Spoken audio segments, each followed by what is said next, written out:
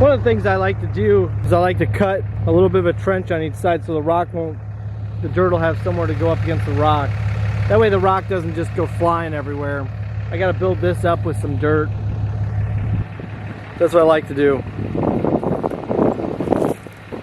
Here's our little, we're going to go ahead and put rock all the way up to here, and then we're going to start grading the sides of this so we can rock this. We're not going to rock the whole width of it.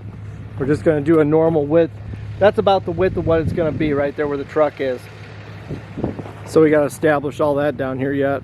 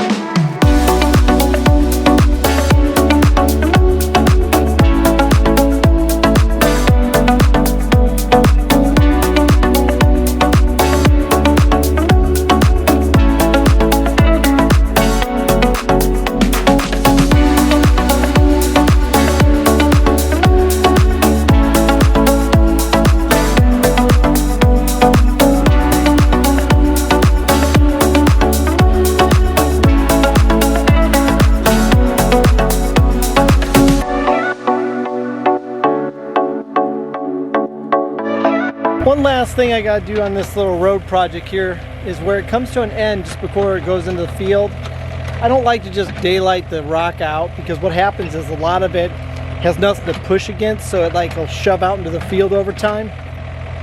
I'm gonna go across here and dig a trench, which will be like a footing, so the rock will actually daylight into that, and when it shoves against itself, when it pushes against itself from people driving on it or the rain, it'll actually hold it back.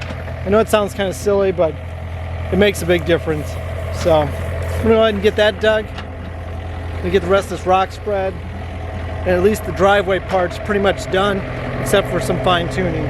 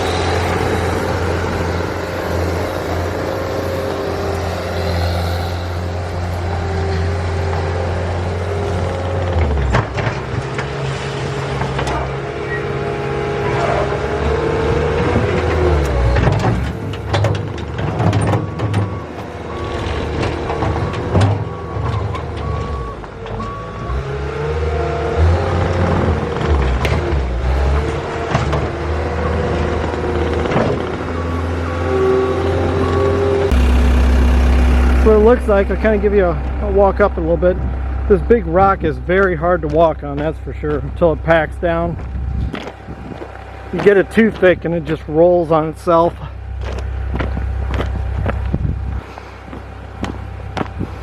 That's what it looks like all the way up. I'm gonna head home. Got to fix the lawnmower. Then this afternoon we got to go over to the laundromat and got to put mulch in front of it. Me and Willie, we mowed and cleaned up. I didn't film it. I should have. Got to put mulch in front of it. I'm gonna do that. I'll take you with. You can see what that's like. So let's go.